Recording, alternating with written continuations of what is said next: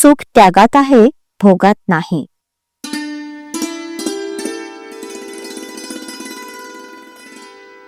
अमुक हवं असं वाटलं आणि ते मिळालं नाही म्हणजे दुःख होतं. अमुक हवं असं वाटूच देऊ नये.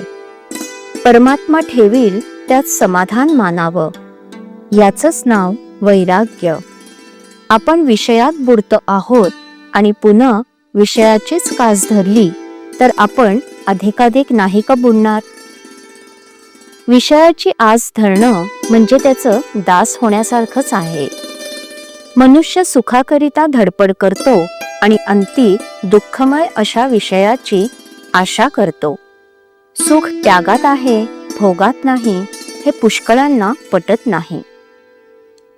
परिसाला लोखंड लागलं म्हणजे त्याचं सोनं होतं, पण रुपयाचं काही सोनं होत नाही. तसं आपण दीनाहून दीन म्हणजे अभिमान रहित झालं पाहिजे आणि असं झालं म्हणजेच परमात्म्याला अनन्य शरण जाता येईल. हे व्हायला त्याची कृपाच पाहिजे आणि ती नित्य भाकावी. एखाद्या गोष्टीने आपलं मन अस्वस्थ होतं ते का बरं? त्या गोष्टीला आपण सत्यत्व देतो म्हणून. हा सर्व खेळ आहे, हे मिथ्या आहे असं जाणून ज्याप्रमाणे नट नाटकातली आपली भूमिका अगदी खऱ्यासारखी करतो त्याप्रमाणे व्यवहार करावा. सुख समाधान सत्यात असतं, मिथ्यात नसतं.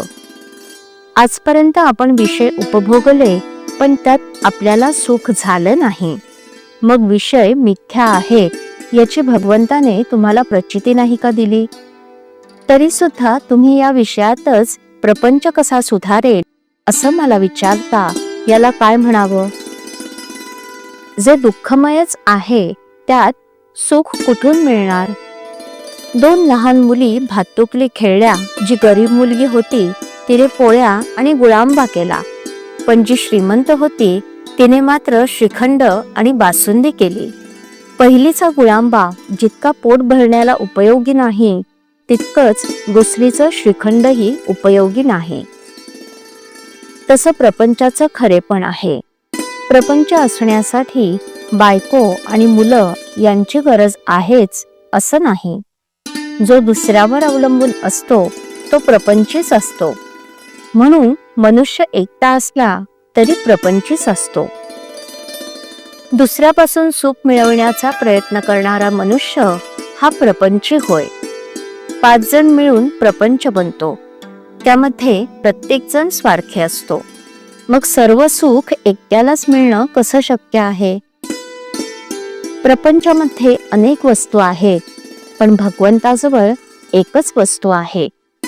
प्रपंचामध्ये कितीही वस्तू आणल्या तरी पुऱ्या पडत नाहीत, कारण एका वस्तूच्या आणण्यामध्येच दुसऱ्या वस्तूच्या आणण्याचं बीज आहे. पण भगवंताचं तसं नाही. भगवंताची वस्तू एकदा आणली की पुन्हा ती आणायला नको. श्रीराम. श्रीराम जय राम जय जय राम. श्रीराम जय राम जय जय राम.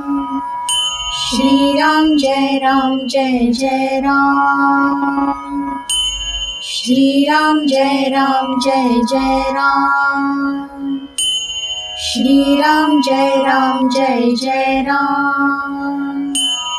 श्रीराम जय राम जय जय राम. श्रीराम जय राम जय जय राम. श्रीराम जय राम जय जय राम. श्रीराम जय राम जय जय राम.